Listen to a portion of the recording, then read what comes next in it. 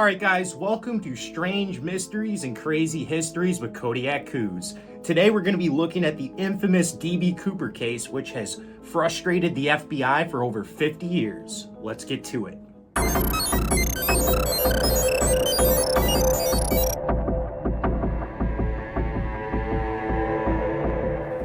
All right, so D.B Cooper. Now, Jared, have you heard of D.B Cooper before? Very rarely. I don't know what rarely means in this situation, but seldom would be the word I'm looking for. So, like, once quarterly, perhaps? Every quarter, I usually get the quarterly D.B Cooper report, yeah. Neat. All right, well, let's jump right into the story. So, on November 24th, 1971, Thanksgiving Eve.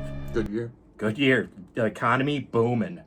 A man walks into the Seattle airport dressed in a black suit, wearing a black tie, wearing sunglasses, and a black raincoat. With him, he's carrying a black briefcase and a brown paper bag. What do you think was in the bag? At least 22 cents. The man purchases one ticket from Portland to Seattle for $20 cash. Wow, plane tickets were pretty cheap back then. That's at least $2.5 million in today's currency. Or more like 50 cents, maybe. Things are expensive. Shame. The name he wrote on his ticket?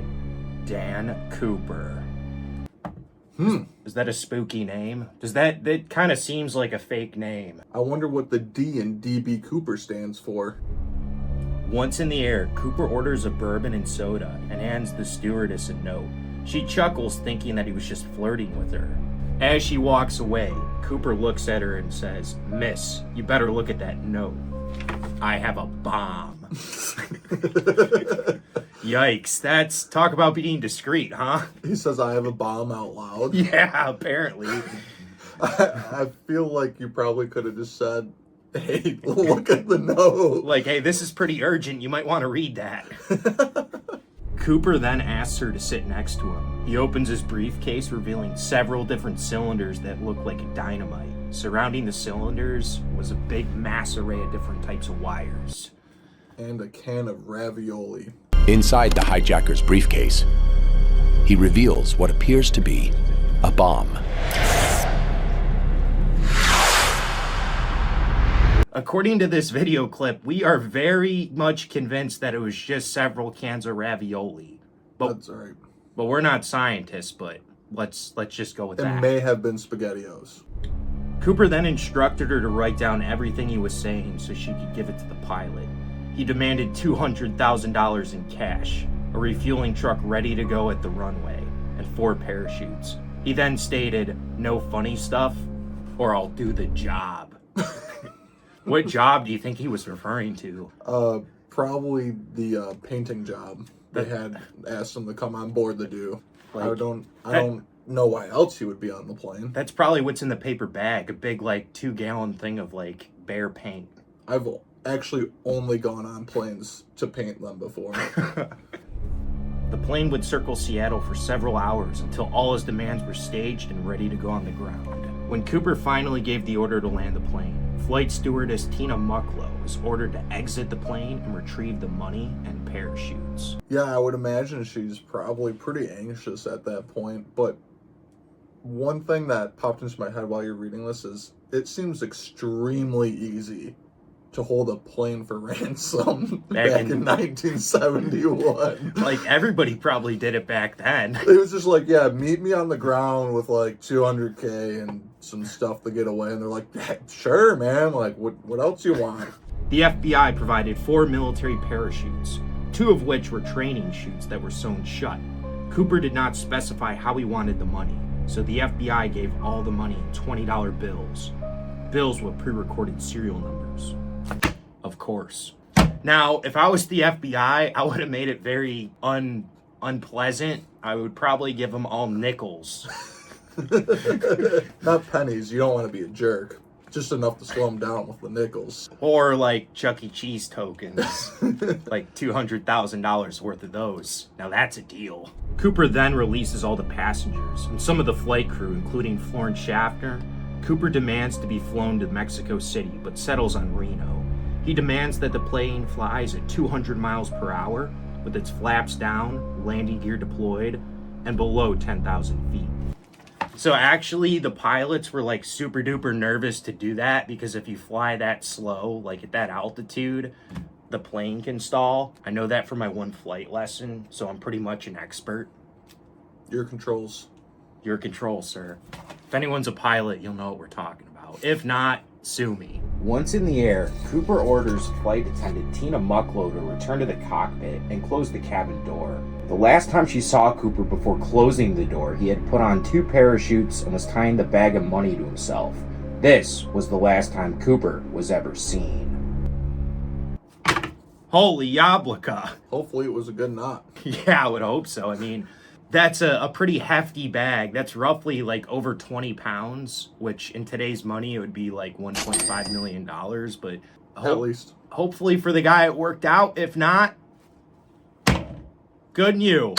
Shortly after, the flight crew notices a warning light telling them that the cabin pressure is dropped. What this means is that the rear stairway has been deployed. When the plane landed, the only thing left by Cooper was his black clip-on tie and Raleigh cigarette butts. Cooper had vanished. Have you ever had a Raleigh cigarette? I don't see why everybody doesn't smoke Raleighs. Look for the pack with a coupon on the back. I have not. Comment below if you have. Dude, I don't even think they make those anymore. What about Raleigh vapes? Is that a thing? Perhaps. Maybe they have a mango flavor? Next, the FBI would start an Wait, ongoing... hold on. What? What do you think's up with the clip-on tie? The dude was going to jump off an airplane. What do you think? He's going to be sitting there trying to untie it? I mean, come on, man. Maybe he didn't wear ties often. I don't know. Maybe. If he's dressed like a businessman, you would like to think he's not showing up to his job every day wearing a clip-on tie. If you don't know how to tie a tie, look up a YouTube video right now. It's just tie a tie. I will say I've worn ties before, and I know how to tie a tie, but even to this day, it is still a challenge for me. However, I'll give you that. I did fail the first grade. True story. Bye forever. Next, the FBI would start an ongoing investigation that would cost them more money than he stole and would only create more questions about his identity. News hit the press. Americans wake up on Thanksgiving morning to read about the insane hijacking pulled off by D.B Cooper.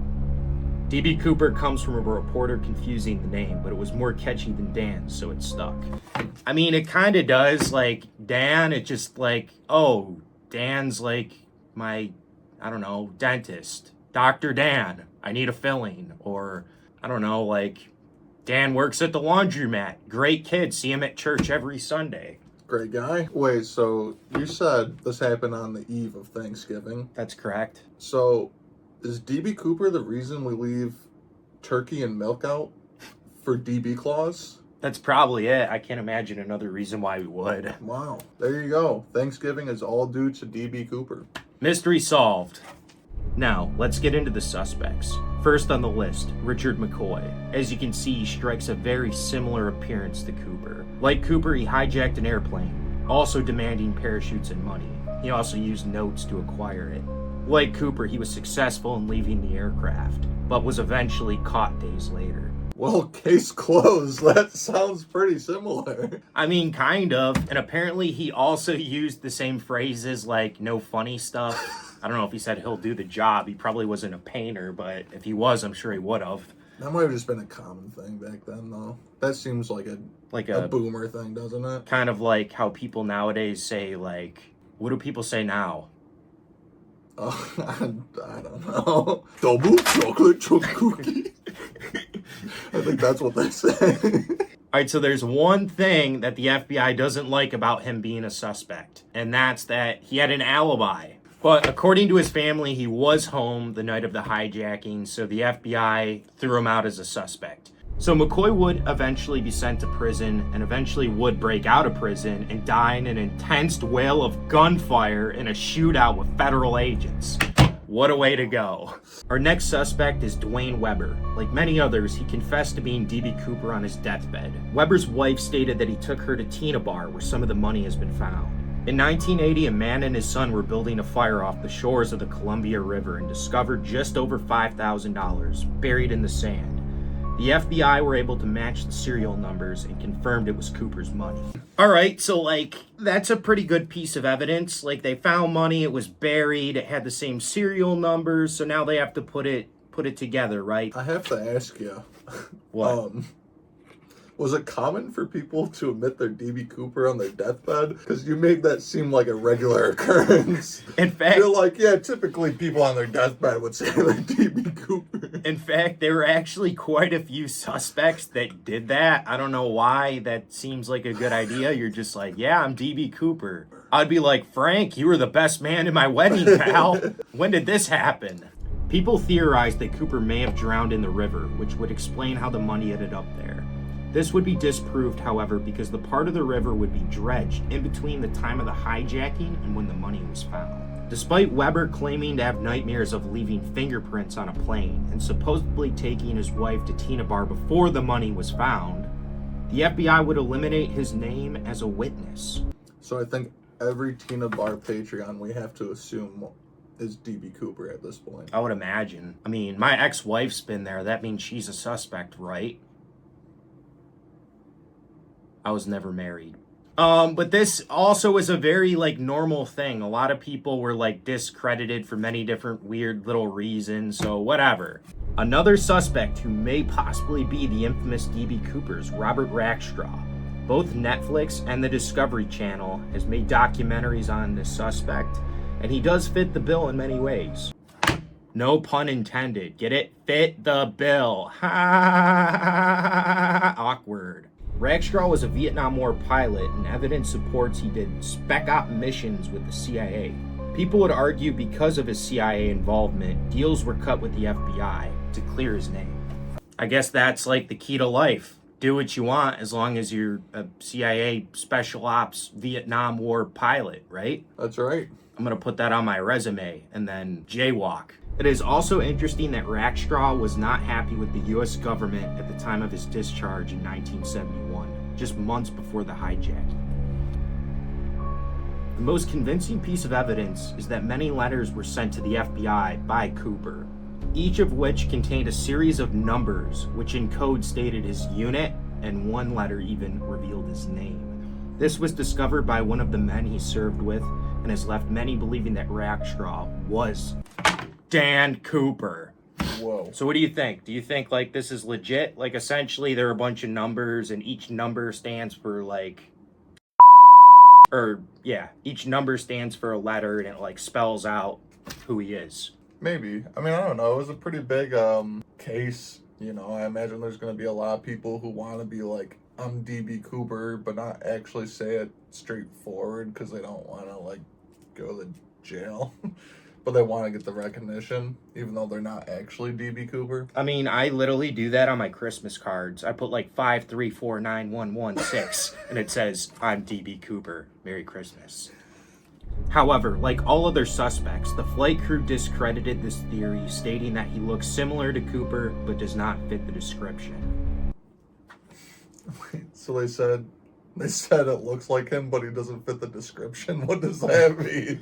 Well, they can't say like, yup, that's him, that's the dude. Like, okay. Something was off, but... Fair enough. It's like, yeah, he looks like him, but he doesn't look like him. It's easy to say that if the FBI did not destroy the cigarette butts, they would have a good DNA sample that could be used later down the line. Now, one piece of evidence that gives a good understanding of who Cooper could be is his tie. In recent years, a civilian organization called Citizen Sleuths analyzed the tie left by Cooper. It contained rare earth metals that would be uncommon in the public, except for at Boeing manufacturing plants. This suggests that perhaps Cooper was a Boeing employee, which may explain his understanding of Boeing aircrafts. I mean, that makes sense. Yeah. That, to me, debunks all the other people, because all those other people had no, like, affiliation with Boeing. There was one other guy, but I forget, like, why they discredited him. I mean, obviously it's not guaranteed that he was a worker, but if he was, then, yeah, that kind of cancels out everybody else. I mean, it's like, how else could you explain it, though? Like, that stuff was on the tie. Think about that, Jared. Was a clip-on tie. Could have stole it off a guy. That's true. It's really easy. All right, now, Jared, I have one final suspect to go over here. I want you to take a look at this picture of this man. Look at his nose, his ears, his hairline, everything about him. Does that not look like D.B Cooper? I'd say that's probably a 100% match, the D.B Cooper. Do you know who this man is? No, who is it? Joe Biden. Joe. My God. I can't. It really does look like him, though. I mean, Joe, where were you in 71, man?